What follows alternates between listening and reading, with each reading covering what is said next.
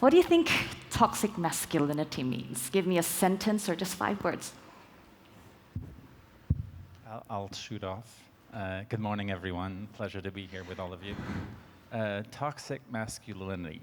I'll try to make it a bit more personal. I think to me, it's like an attitude of somebody who misunderstood what today being a superhero should be. Okay. Rob, superhero, huh? Did you hear that? Okay. It's a troubling term. It's actually uncomfortable. 1 sentence or 5 words. It's a cultural normalization, or it's a manifestation of weaknesses in our gender-focused culture. Thank you, Rob. Weakness in gender. Probably Mark? a stereotypical idea of a prehistoric man. Prehistoric, did you hear that? That is still stuck in the idea that being male means aggressive, gives you the permission to invade other people's spaces. Okay. That would be my idea of And Pascal? Thank you, good Mark. I see that as a fence from culture, from tradition, that they impeach ourselves to express our emotions. Gentlemen, can you tell me which scenes resonate with you as a boy? Who'd like to start? Conversation style. As a boy, I'm not sure, but clearly the picture of the man taking his son to school, that's something that I recall very vividly, of always being taken to school by my mom. And because of the career I do and not always being in the same city as my kids, when I did come back, I would make a point of taking them to school, and I would be surrounded by mothers. Right? And you can see just on the way that they look at you, it creates immediately a 2 seconds kind of different look. Right? And then it fades away, which is the positive thing. As a father, taking a child to school. Yeah, absolutely. So that's positive, no? That is, I think, very Right? positive. That's, I mean, there's, where is it defined anywhere that it has to be the mother to take the kids to school? So that was what you got out of this video.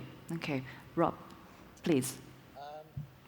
Yeah, I think I resonate a lot with a lot of the content, both the negative and the stuff that, as a race, we're not proud of, and obviously a lot of the positives that, I hope and aspire to be that kind of a role model. I think it's really troubling, actually, that today a lot of the items that we would define as toxic masculinity, some of which are depicted in here, are as prevalent as they are. They remain as prevalent as they are. Like which ones, Rob? Like the, I have to be careful because... Yes, I understand. But, how does it... But I think this notion that males are genetically or physiologically predisposed to be something like homophobic or overly aggressive, or to display rage, or to be inclined to certain behaviors is a fallacy. And I think that this is why toxic masculinity it's not in our chromosome, it's learned.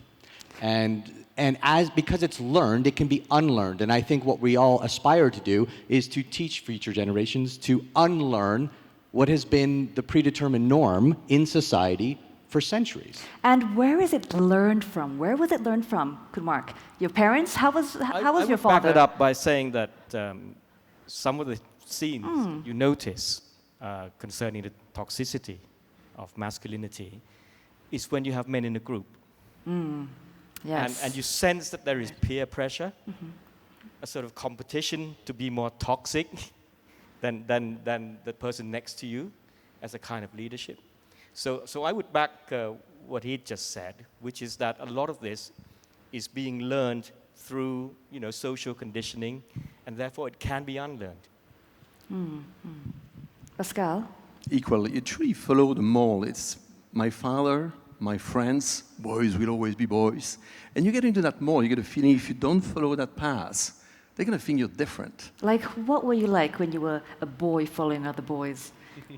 For example, Well, to work girls, how were you like to girls when you were I mean, I was teenage in a Jesuit Pascal? school, girls arrived when I was 16, and the Jesuits... You never saw girls in Well, your class, I saw in your girls, classroom until you, But at school, you turned 16, right? It started, That's nice. The mixity Right. in our college started at 16. And actually it was great. I must probably say that a lot of my good results were thanks to girls in the last 2-3 years of my So my can I schools. twist the question a bit? What toxic things did you do when you were boys? Come on, boys were always boys, right? Men are men. Just for instance, I'm just curious. As a woman, nothing. Of course not. Perfect gentleman up here. So No transformations. no, You were- look, I think here's the scary part. Right, I don't know that you could put any man on this stage right.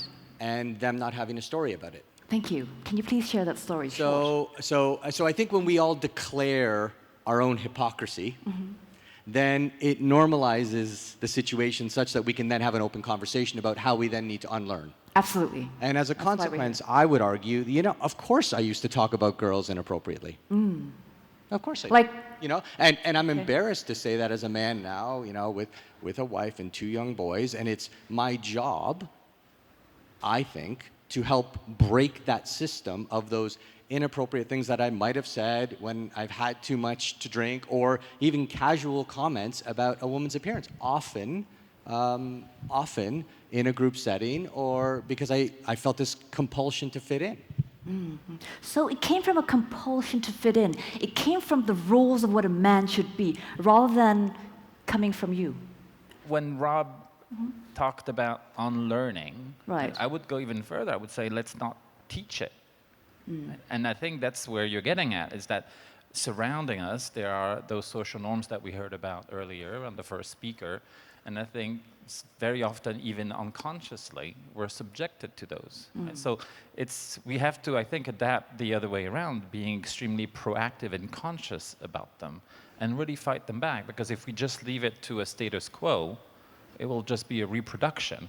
And even if individually, we can take a stand, I think the forces of society are so strong that it's just going to continue. So the call for action cannot just be individual level. It really has to be, I think, something that has to happen as a group and a community. Thank you. That's what Dragonfly is here to do, right? But I want to get back, to when you were boys, sort of. I'm not, or when you were growing up and the transformation that happened in your lives. Who was it? I mean, you all said you lived through being, a boy, the masculine way. So, which man or which woman, which boy or which girl had a huge impact on your life and transformed you, changed you from the man you were to the man you are now? Can you tell me a little bit about that? I think I have a very easy reply for Yes. that in my case. And I understand Wonderful, not yes. everyone will have that chance, but it's my daughter. Ah, your daughter. And the whole mindset Yes. changed. How? Very How so? strongly. Well, how were you before and how are you after your daughter was born? Well, I want her to have absolute equal chances. I want her to stand. I want her to lead. And it's a priority for me as a father. And were you not like that before? For women? Until your daughter came, you held this angel in your arms. I'm like, I want to empower her.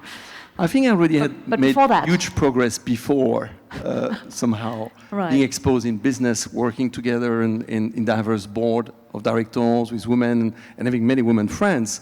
But I think the next level was really there, openly speaking. Yeah. Your daughter. Yes.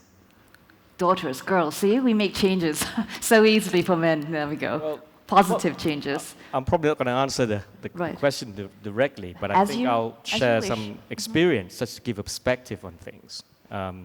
Because we talked a bit about the social conditioning from our environment. I grew up here in Thailand. Was fortunate enough to be in a family that's quite progressive in thinking. Went to one of the progressive schools in its days, down the road, Sathit Jula. Ah, yes. So, I never felt that there was that toxicity. Then I was sent off to a British So sorry. So that meant that.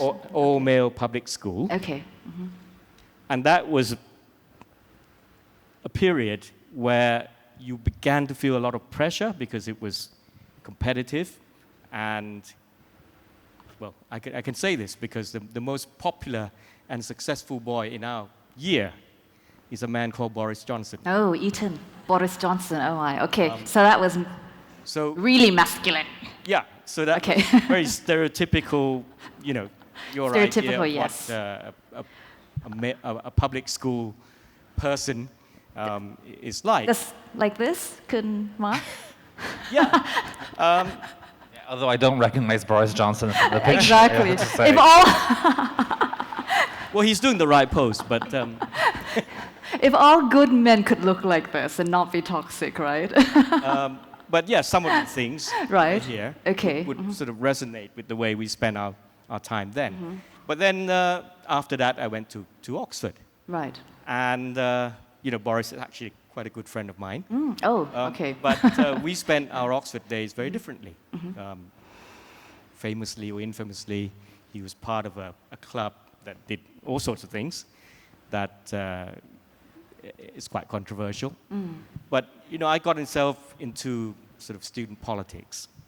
And I think when I began to push for a political agenda based on rights, it's sort of able to change some of the prejudices, biases, and attitudes. And that's why I think it's Yours or other people's Well, prejudices, yourself. biases? Yours. Like, you Okay. have to convince yourself. You have to have that conviction before you can go and change other people. So what I'm saying is, you know, earlier we heard Kun Waranai said, it has to be personal. Right. Yes. But at the same time, it's not enough to try to rely on personal changes. There are things that you must do to change the environment, to change the conditioning that will enable people to have a new perspective. Because after all, we're trying to change society. We're trying to change some values that have been embedded for so long.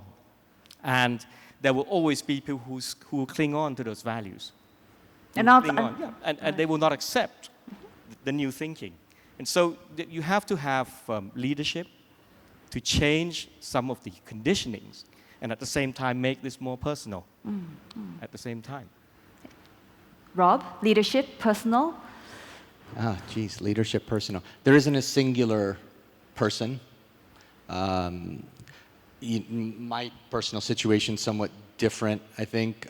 Youngest of three, poor immigrants, Italian, 4th and 5th grade education, moved to Canada for a better life. So when you live in, you know, my father was a bricklayer and we didn't have much.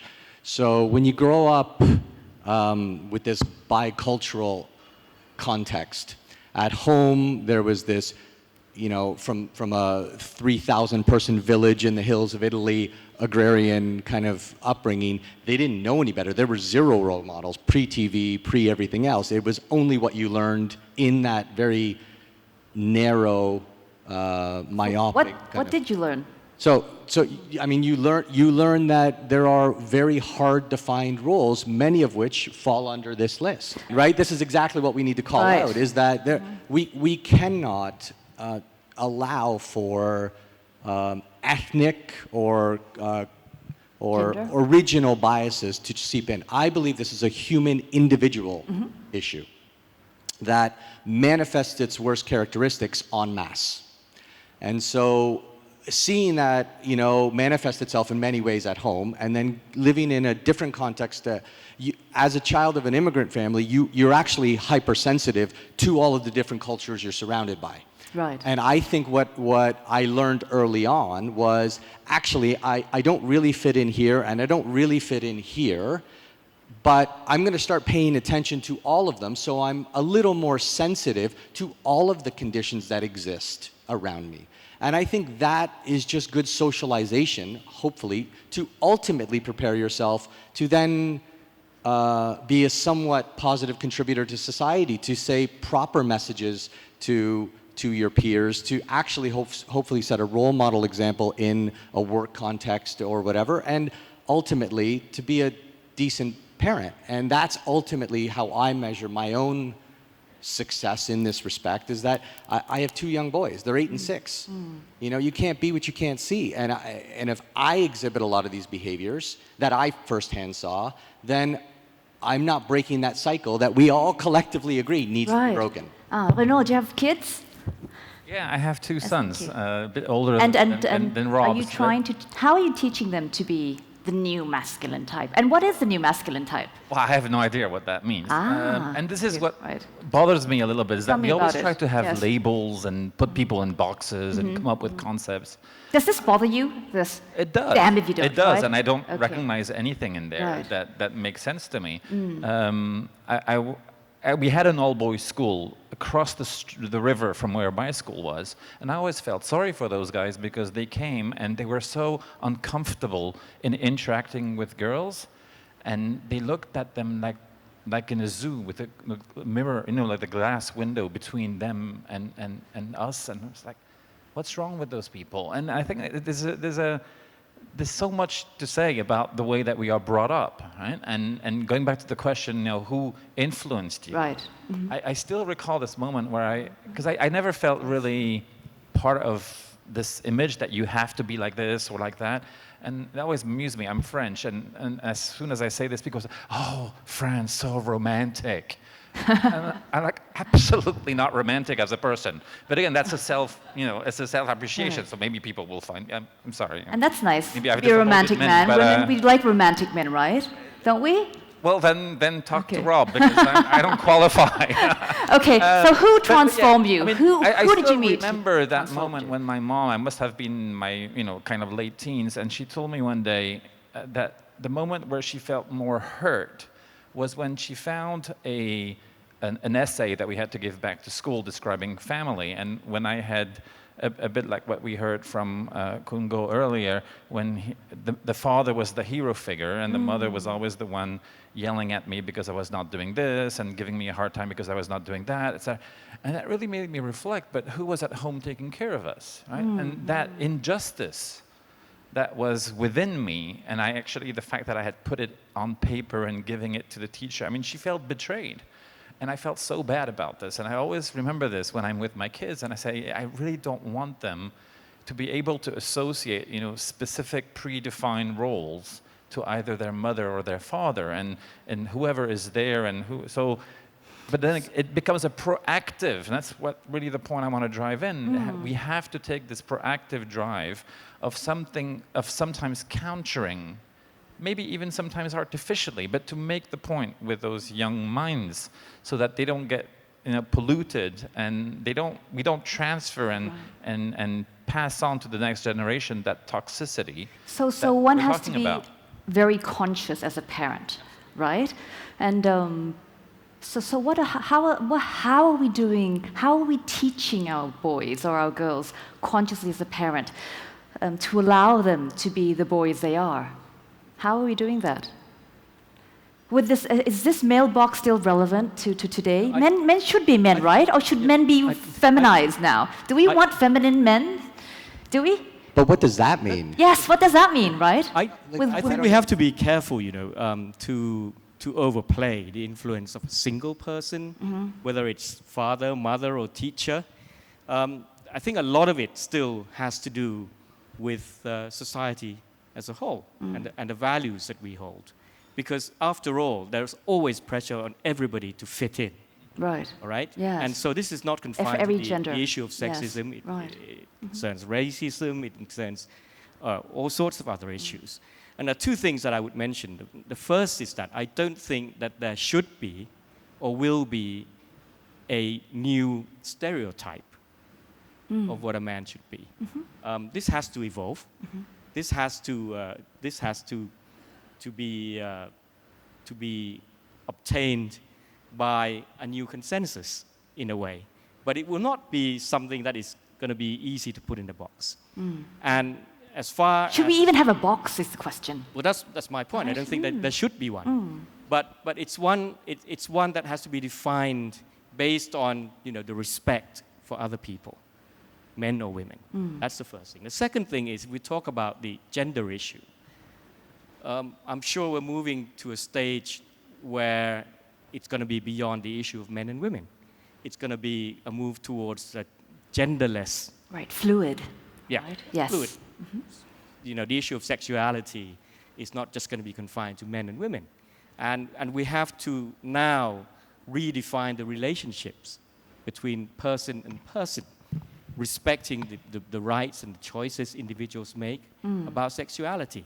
And that we should not in any way limit or constrain that person on account of their sexuality about what is possible for them. I agree. I think the world is really moving towards a fluid society, a more fluid role for genders. But really, these So when you traditions say, and these... should men be more... No. No, right, exactly. Okay. But if there are men who choose to be so, that's fine. Yes, right.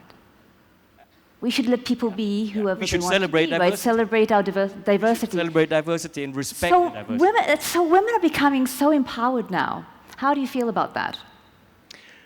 I think we're drastically shifting at the moment, and this is great to our diversity. It's also a shift of generation. At the end of the day, I'm sad to say everybody that is 50 plus is going to be very hard to change.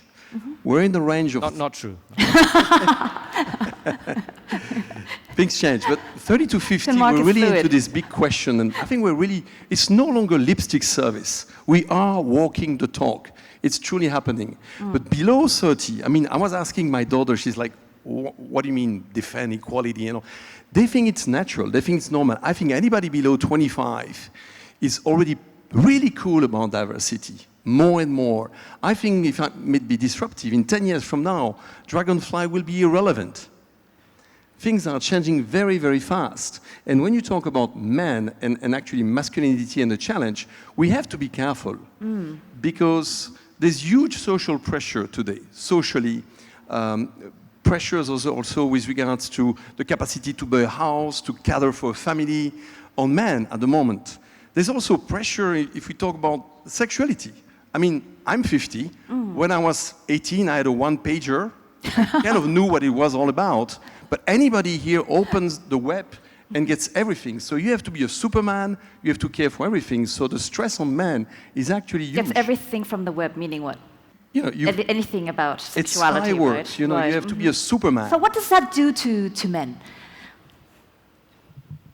You know, when all this is available, as compared to a one-pager, but now there's like 360 ways to treat women or not treat women. It creates pressure. Yes, how so? It creates huge pressure.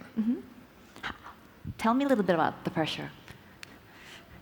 I'm curious. As a woman, I'm sitting here as a woman trying to understand, to be able to perform, right? To perform by all means, financially, socially, emotionally, and that's becoming huge. And I think this is where the balance is so important, and not create another flow where they feel really pressed. I don't feel pressed, but I see it. I see it in my companies. I see it in society. Do you see men being confused? I mean, are men confused? Look, sure. This is a cover of GQ, and, you know, Pharrell is wearing a very fluid outfit. I mean, men don't even know how to dress anymore, right? Well, there's makeup, there's... Actually, I think he knows exactly what he's doing. He's not confused at all. And I think this is exactly the point. Sure, there's going to be, whenever you have such a profound shift in anything in life, there is, of course, going to be a bumpy patch in the middle from when you go to A to B or A to C. And I think we're in that bumpy, ill-defined middle patch. And you have leaders, both the publication itself putting that on, Gentleman's Quarterly magazine, and he as an influencer using his voice to be able to do that are two massive signs of the positive evolution of this, which is this freedom of expression. The definition of being in a box is already you want to get out of the box. This is an incredibly liberating thing for men, for women too, for society, if we do this right. And I think we all collectively, in our individual nuclear ways, and for those of us who are privileged enough to have a platform, we must role model this as much as possible. And we will inevitably screw it up.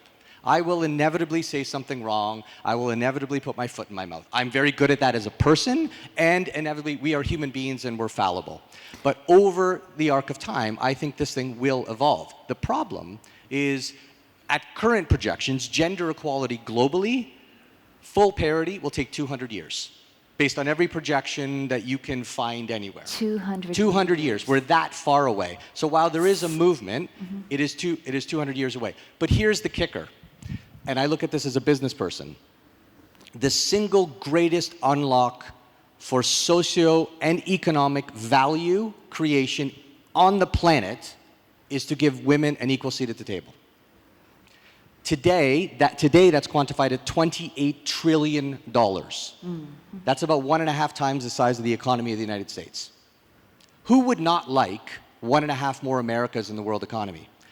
And what does that do for empowerment if women and men are equal in a business and political context? The social implications of that are exponentially better for humanity. No, I agree. That's what we're playing for. I agree. Not everyone agrees, though, and it's because they still have, stereotypical views of women, right? I just, Angelina Jolie wrote a stirring essay not too long ago in Elle, and and she started it with, "What is it about the power of a woman, free in mind and body, that has been perceived as so dangerous?" And what is it? What do you think? What do you think, Pascal? Do you like the word free in mind? How do you feel about a woman who's free in mind? But what about a woman who's free in body? How do you like that? Good, Mark. A woman who's free in body. You're a Thai, that's why I'm asking you. The question is why is it being perceived as dangerous? The easy answer to that is when you have a status quo where one group is benefiting from having more power, that group is always going to be threatened by anything that changes the status quo. It's as simple as that. So it's not unique to this issue of gender.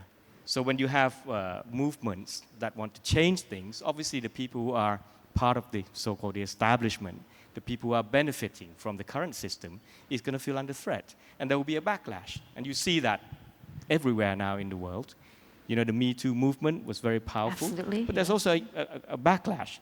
And there are going to be people, in their different corners who will still try to protect I hate to call them values, but the prejudices or the biases that exist today. Look at the white supremacists, and all those kinds of groups. That's all very interesting, and it's very true in terms of the macro image. In the micro image, as a woman today, what does it mean for a man when a woman is free in body? Tell me. What does it mean for a woman to be free-bodied and how? Yeah, what does it mean to you? Well, to me, is it a wonderful thing for a woman to be free in Absolutely. mind and body? That's huge, right? I love it. You love it. I love it because it's going to create, just like what we're saying, because it's abnormal, it's going to create a reaction. And it's from that reaction. What reaction? What reaction are we usually talking about? Well, first of curiosity, and some will express kind of discomfort, right? Because For which one, the mind or the body, or both? Both, I think. Okay. Yeah, Good. both. Okay. Because why? You see, Because woman comes in. It goes against the social norms. It goes against what we've been told. It goes against everything that we've been growing up with. Right? But I not only do I love it, but I love to actually create situations where, again, being proactive about it, you force this. You even make it. I want to use. So would you admire worse. a woman who's like Absolutely. this? Would you want this woman to be your friend? Everything, to be my friend, Yes, to be my Abhisit? partner, to be Rob, my to be your colleague, partner, I to heard be partner, everything. okay. Would you marry this woman, Kun Mark? I'm a married man, so I don't think about it anymore. No, if you were single, would you marry a woman who is free in mind and especially in body? Could this woman be a mother of your child? A woman who is free in body? Anybody who is, actually, when you talk about marriage, for me, it's about love. So it's not about defining, Okay. Well, love, isn't that beautiful? Sorry. No, you just, okay. We like love, okay. I keep saying, if you have to try... Could you love a woman who was free in body and mind? I keep saying that if you have to try to answer why you love somebody, then clearly you don't love that somebody. Yes. All right? So it's not the issue the issue is not about love. Okay. I think it's about the ability to not just accept, Right.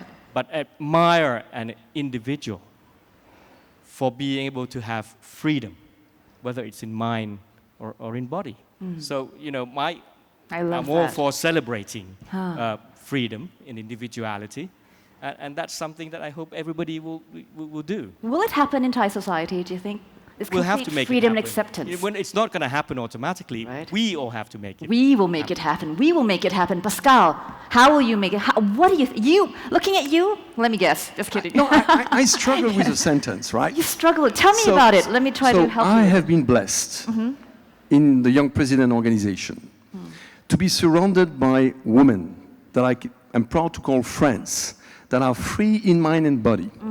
And the way they structure organization, the way we are taking the board of directors or the largest organization of CEOs and presidents worldwide to the next level, thanks to the fact that we have a very diverse board and 5 women out of 18 and growing, it has taken us to the new level. It has taken us to a better organization. I see Fred Mowat there. He's done the same work in Southeast Asia, creating diversity.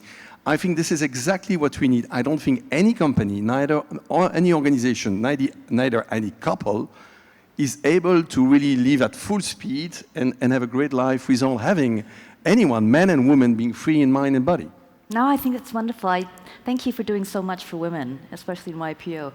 But that's in the professional capacity. And I'm wondering, I'm also a career woman, CEO of a company.